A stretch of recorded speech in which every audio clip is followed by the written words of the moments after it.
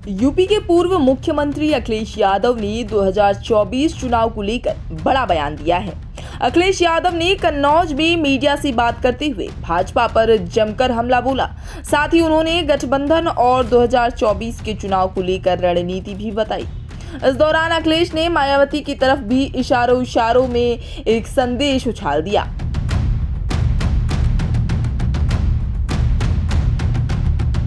5 राज्यों में हुए विधानसभा चुनाव में सपा की हालत जरूर खस्ता रही, लेकिन सपा मुखिया अखिलेश यादव को 2024 में परिवर्तन की उम्मीद दिखाई दे रही है। इसके लिए उन्होंने कारण भी बताया है और भाजपा के लिए चिंता का सबब भी बताया है। अखिलेश ने कहा कि जिस तरह से 4 बड़े राज्यों के चुनाव परिणाम आए हैं, वो भाजपा के लिए चिंता का विषय है। हर जगह ये सुनने को मिला है कि जनता ने परिवर्तन के लिए वोट दिया है। राजस्थान, तेलंगाना और छत्तीसगढ़ में लोगों ने परिवर्तन के लिए वोट दिया। मध्य प्रदेश की स्थिति अलग थी। अगर समाजवादियों को या अन्य दलों को भी साथ लिया होता तो शायद लोग परिवर्तन के लिए वोट देते, और जब दिल्ली का चुनाव होगा तो जनता एक बार फिर परिवर्तन के लिए वोट देगी। जिस तरह का परिणाम आया है, भारतीय जनता पार्टी के लिए चिंता का विषय है। जहां कहीं टीवी पे, अखबार में या और लोगों से जो सुनने का मौका मिला है, सभी ने ये कहा कि परिवर्तन के लिए जनता ने वोट दिया।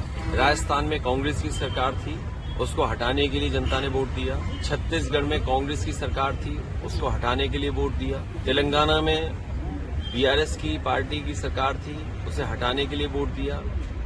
मध्य प्रदेश की परिस्थितियां अलग थी। समाजवादियों को भी साथ लिया होता या अन्य दलों को साथ जोड़ा होता तो परिणाम मध्य प्रदेश का भी परिवर्तन का होता। जितने भी लोग हैं जिन्होंने भी उसकी समीक्षा की है चुनाव की, उन्होंने कहा कि जनता परिवर्तन चाहती थी और कुछ योजनाओं को लाभ पहुंचा, इसलिए सरकारें बनी। तो ये सबसे बड़ा चिंता का विषय है भारतीय जनता पार्टी के लिए, क्योंकि जब दिल्ली का चुनाव होगा तो जनता एक बार फिर परिवर्तन के लिए वोट देगी। इस दौरान अखिलेश यादव ने भाजपा सरकार पर जमकर हमले भी किए। उन्होंने इन्वेस्टर समिट का हवाला देते हुए कहा कि निवेश को लेकर बड़े बड़े कार्यक्रम किए गए, लेकिन निवेश के नाम पर कोई कारखाना नहीं लगा और अब जिलों में जमीनें ढूंढी जा रही हैं। आप कन्नौज में बताइए, क्या कोई कारखाना लग गया? क्या उद्योग कोई आ गया? यही बीजेपी के लोगों ने सपना दिखाया कि निवेश के लिए हम बड़े बड़े कार्यक्रमों का आयोजन हुआ। क्या निवेश पहुंचा जमीन पर? और अगर निवेश जमीन पर पहुंचा है तो उस निवेश के माध्यम से कितनी नौकरी, कितने रोजगार मिले, ये सरकार बताए। अब जमीनें ढूंढी जा रही है जिलों में। सुना है कुछ दिनों पहले सरकार ने यह कहा कि निवेश के लिए जमीन चाहिए।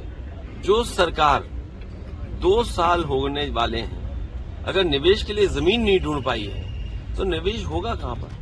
इतना ही नहीं, अखिलेश यादव ने 2024 में साथ आने के लिए बसपा की तरफ इशारा भी किया। उन्होंने सभी दलों को एक साथ आने का न्योता दिया, खासकर उनको जो सपा के साथ गठबंधन में थे। ऐसे में कहा जा सकता है कि उन्होंने इनडायरेक्टली बसपा को भी अपने खेमे में आने का न्योता दे डाला है, क्योंकि 2019 के चुनाव में सपा बसपा का गठबंधन था। मेरा मानना है कि आने वाले समय में परिवर्तन होगा, बीजेपी हटेगी और मैंने नारा दिया है कि सभी दल साथ आएं, खासकर जो समाजवादी पार्टी के साथ गठबंधन में थे। गठबंधन 80 हराओ का नारा देगा। जब 80 हारेंगे तभी भारतीय जनता पार्टी हटेगी, और भारतीय जनता पार्टी हटने से ही देश खुशहाली के रास्ते पर जाएगा।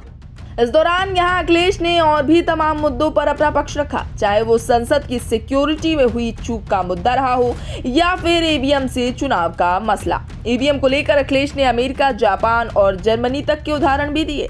फिलहाल अखिलेश के इन बयानों पर भाजपा क्या पलटवार करेगी, सपा का अप्रत्यक्ष निमंत्रण बीएसपी स्वीकार करेगी या नहीं, ये देखना काफी दिलचस्प होगा। ब्यूरो रिपोर्ट, इंडिया पब्लिक खबर। फिलहाल के लिए राजनीति से जुड़ी इस खास खबर में अभी के लिए बस इतना ही। ये पूरी खबर आपको कैसी लगी और इस पर क्या कहना है आपका, हमें कमेंट करके जरूर बताएं। और देश, प्रदेश और दुनिया की तमाम खबरों से लगातार रहने के लिए अपडेट सब्सक्राइब करें हमारा चैनल इंडिया पब्लिक खबर और बेल आइकन को दबाना बिल्कुल ना भूलें।